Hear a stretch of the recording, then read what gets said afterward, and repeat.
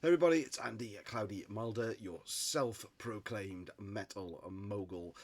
Going to do an artist spotlight video this time, a band that I don't think I've ever seen mentioned anywhere else within the VC. They've been around for best part of 20 years, 5 albums, but very, very little coverage. And in fact, even if you look on the internet, very little in terms of bios about this band or information, anything, to be honest with you, other than the odd album review pops up. But they're a band I discovered about 5 or 6 years ago now, and I'm just a big fan of their work. So the band is, of course, as you can tell from the thumbnail and the title, Metal Inquisitor, and they're a German traditional heavy metal band formed by their lead guitarist Bloomy in 1998. They unfortunately called it a day in 2021 for some reason. Again, no information about it. Their website just says that they've decided to call it a day, and please leave them alone and don't ask anything about it. So, not sure what went on there, but it's such a shame to lose such a great metal band. So they've released 5 albums. That's about one every 4 years. Very, very consistent throughout, and all 5 albums are excellent and would make hold a great place in anybody's metal collection. They are a straight up metal band. They're not a metal band that does speed metal or metal band that borders on thrash metal. If you like your straight up traditional heavy metal, then Metal Inquisitor are a band I think you should definitely check out. Oh, it seemed to go a little bit dark. It's been really sunny here, and as soon as I put the camera on, the lights go out. But hey ho, let's go. Metal Inquisitor, what I like about them, their songs are, well, firstly, it's traditional metal, and I love traditional metal. The songs are very anthemic. They're really easy to get on with. There's the structure of them is pretty basic throughout. It's, verse, chorus, repeat the first verse again, maybe chuck in the chorus again. But I'm not. That's not a criticism for me. I love it when bands keep things pretty simple, because I'm a pretty simple guy. I can get on with it. Most of the music is written by, say, the lead guitarist Bloomy, the originator of the band, and most of the lyrics come from El Rojo, the singer of the band. The lyrics, you'll find anything from sort of the historical, medieval type songs in there. There's also sort of fantasy songs in there, and songs that are clearly based on favourite films and books and things the band have obviously enjoyed. As I say, lots of great heavy metal anthems, very consistent, catchy choruses. It just ticks all the heavy metal boxes for this sort of attributes I look for in a band. I also love this band logo as well. And I don't know why, it kind of looks to me as though somebody had a band logo once, and then a kid loved it and he went and he drew it on his exercise book. So it looks like somebody has. There is I'll probably not explain this very well. There's a band logo somewhere that looks really cool, and the kid's drawn it on his exercise book, but they've actually gone with the kid's drawing of it. It's just kind of got that basic, almost I don't want to say infantile, but it's a basic look.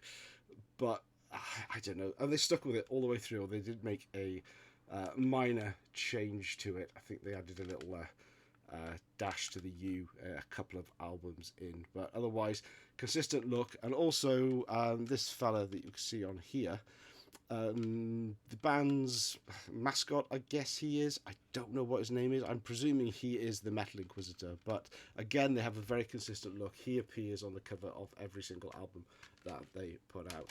And I'm going to talk about these albums a little bit now, give you a little bit of a flavour of it, but I encourage you to check them out. What I may do at the end is throw a little bit of a mini ranking of these 5, but as I say, they're all excellent, so it's been quite difficult for me to put together. So, first up, we have shown it already, but this is the Apparition, and this was originally released in 2002, although I have a 2015 reissue. Massacre Records Germany. In fact, all of these are on Massacre Records in Germany. this is their first album. Obviously, like a lot of bands, when they're putting out their first album, they're probably just made up to get a deal, and they wear their heart on their sleeve. It's a little rough around the edges, but you can hear Maiden in here, you can hear Saxon here, you can hear Tigers of Pantang in here, and it's absolute joy. I love it. So it wears his metal heart on its sleeve. It's fist pumping, foot stomping, heavy metal, and yeah, absolutely fantastic. The lineup on here is El Rojo on vocals, Bloomy on lead guitar, TP on rhythm. On bass guitar, we've got a guy called Kronos, but Kronos has a capital S, which I think is obviously a very important part of his name. And on drums, a chap called Havoc. There's the CD. I have all this band on CD. When I first started picking them up, I thought they were going to be one of those bands that I maybe wouldn't get into, but as they've clicked, I wanted to get everything on the same format, and the CD was the way to go for me.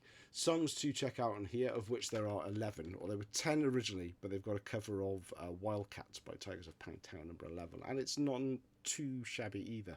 In fact, there's another cover version on here, one called Twardy Jack Scala, which is it's a cover version of a Polish band called Open Fire, and they are a Polish speed metal band. Never heard of them before, and I checked out the song because of the one on here, and it's obviously a favourite for them because they've got some live sets that I'll show extras on CDs coming up, and that song is obviously a favourite part of the set. But of their songs, Take Revenge, Run for Your Life, Days of Avalon, track 4 there. What a song. That might be my favourite Metal Inquisitor song of them all. I don't know, there's a lot that run it close. Watch the Phoenix Die, Get Down, great song. The Duke, what a banger. Fantastic debut album. So a bit rough and ready around the edges, and certainly shows off every single one of their influences in there, and they haven't quite, I think, got their own distinctive style from that album, but that was to come. Next up, in 2005, and this was my introduction to the band, they released Doomsday for the Heretic. Again, this is a 2015 reissue on Massacre Records. This is a little bit more of a grown-up album, better production, more of a distinctive style, which when you put this on, if you're familiar with the band, you go, yeah, this is a Metal Inquisitor record. Same lineup again, El Rojo, Bloomy, TP, Kronos with a capital S, and Havoc on drums. This edition is actually a 2 CD set. Excuse me. The bonus CD has a set live at the Rock Hard Festival 2007, and again, it is a good show, well produced as well. Songs to check out on this second album, again, this is my intro to it. Doomsday for the Heretic, absolutely, it's the title track of the song, of the album, absolutely fantastic. Here now I'm starting to hear modern metal bands like Ram, Sweden's Ram, and Portrait, and Ram were coming out around the same time as Metal Inquisitor as well, and in fact I found out about Metal Inquisitor having broken up through a post on Ram's Facebook page. So they're obviously quite close with this band, and gutted that they'd split up as well as myself. So songs from here: Doomsday for the Heretic, as I said. M4A1 is perhaps their heaviest song that they've done. Absolute masterpiece. Restricted Agony, I hear little Metallica influences in there maybe. Thane of Cawdor, Star Chaser, and this finishes with a cover of Judas Priest's Invader, which was on Stained Glass, I think. But Doomsday for the Heretic, and then we have our Metal Inquisitor on the horse there as well. Album number 2. Fantastic. After that, they released a live album, and this is Doomsday at the HOA, and I knew I'd forget what HOA stood for, Anyway, there's some good photos of the band in here, actually. So there we have Bloomy, the originator of the band and lead guitarist. There's El Rojo with hair. He later comes in a version without. Havoc on drums.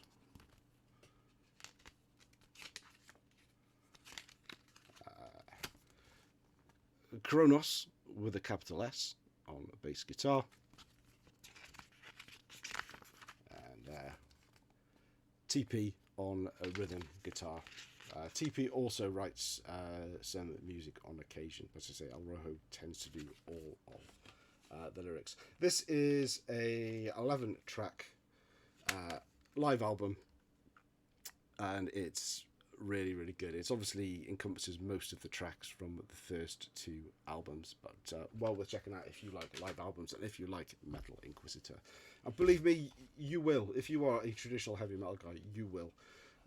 That's one of the reasons why I wanted to do this video. Is everyone does collection videos from Maiden, Saxon Priest, all the big bands, but I think some of these lesser known bands deserve some headline time as well, even if they're not going anymore, unfortunately. Okay, so studio album number 3 came out in 2010, and that is Unconditional, Absolution. Some great artwork on these albums as well. Maybe I should go down the vinyl route one day, but you know, sometimes when you're coming into a band and they've got 5 or 6 albums, it's nice just to get them all quickly and not have to break the bank trying to do so. Now these guys are getting a little bit of a much richer sound to the production. The comparison is less with the new wave of British heavy metal bands that were clearly their influence, and again more along the lines that you'd expect from more modern traditional metal bands like Ram and Portrait. I mentioned it already.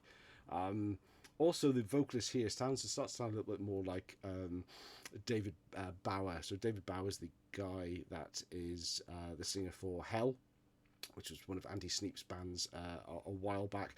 And he doesn't sound the same, but he sings with the same sort of almost theatrical style to his voice. And I really, really enjoy that.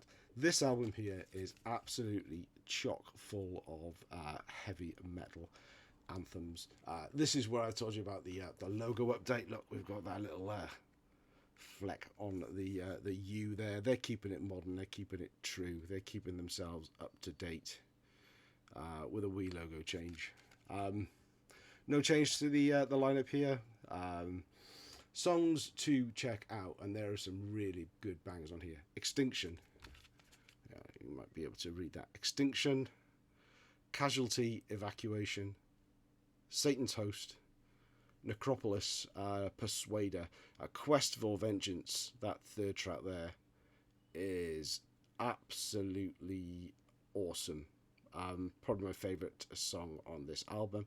And sticking to the fact that I said these guys have got, you will hear so many of your favourite bands in this band.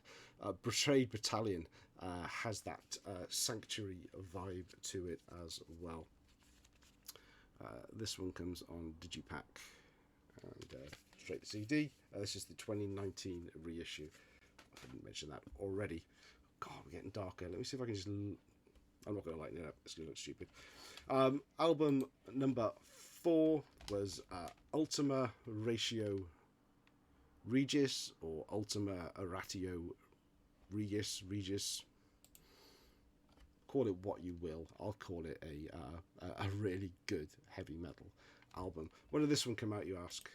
2014. This is original, again, on Massacre Records out of Germany. This is everything I need in a classic metal album. It's got galloping speed, it's got the solos, the hooks, the catchy lyrics, and the simple sing-along choruses. Oof, a nice warm production too. It's a really, really good album. Expect this one to rank quite highly. We've got a lineup change now. Gone is Kronos with a capital S, and now we have Cliff of Bubenheim on bass, but the rest of the gang is all present and correct. Songs to check out on here. Those first 3 together are absolute killer songs. Confessions, Saves Blood, burn them all, and Call the Banners. Now, Call the Banners could also be one of my favourite Metal Inquisitor songs as well. Self-Denial, great track. Servant of the State, again, well worth checking out. In fact, this whole album. The final track, Second Piece of Thorn, is it's a slightly different sound to it. It's more of a doom-laden epic metal with monster Sabbathian, I love that word, Sabbathian riffs throughout. Album 4 from 2014, Ultima Ratio Regis, or whatever the hell it's called.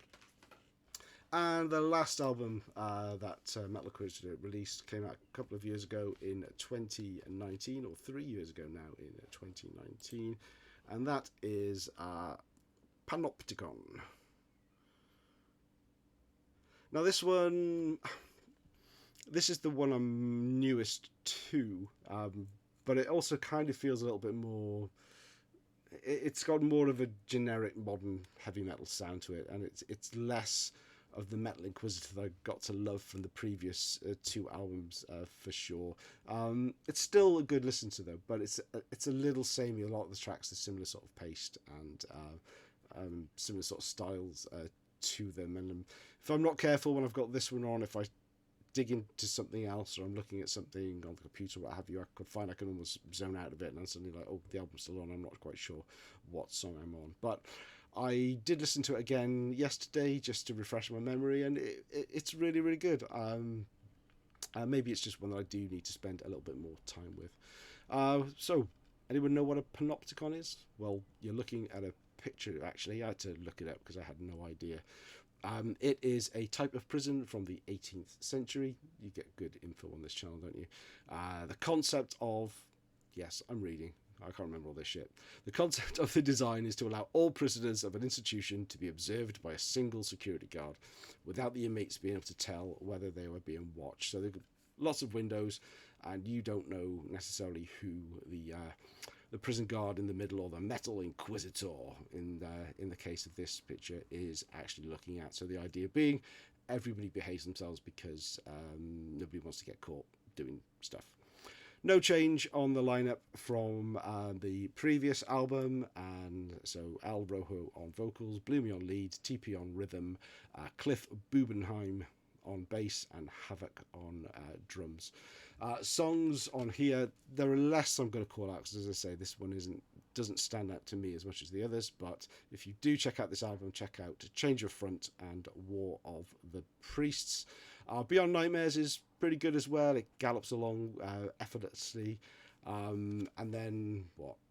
Do you know what? I'm ended up reading them all out again, aren't I? Trial by Combat, Resworn of the Oath as well is an epic chugger. Actually, those two are the songs that I picked out after listening again to yesterday. I'm only going to go with the 2 or 3 originally, but Trial by Combat and Resworn of the Oath are well worth checking out too. Again, Digipack on Massacre Records from Germany. So there we have it. 5 albums in 20 years, just over 20 years, from Metal Inquisitor, German traditional heavy metal band. Such a shame they're no longer with us in terms of being active. I certainly wish they could have put out more, but there's enough out of there to get your teeth into and be able to get a full collection like I have if they grab you the way that they grabbed me.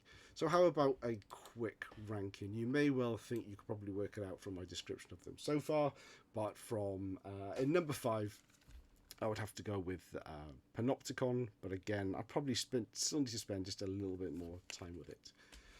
In 4th, we'll go with the... I messed up there. I'm reading I'm reading the order that they've come out. So in 4th, we're going to go with Unconditional, Absolution. In 3rd, the debut album, The Apparition. In 2nd, and I gave you a glimpse before, Ultima Ratio Regis, absolutely superb. But I cannot get away from Doomsday for the Heretic, my introduction to the band. This is an album I could play over and over again, and it's not one that I will get tired of. There we go. Spotlight and ranking done. Let me know if you know Metal Inquisitor, or if you don't, please try and check out a few songs and let me know what you think. Thanks for watching. See you again soon.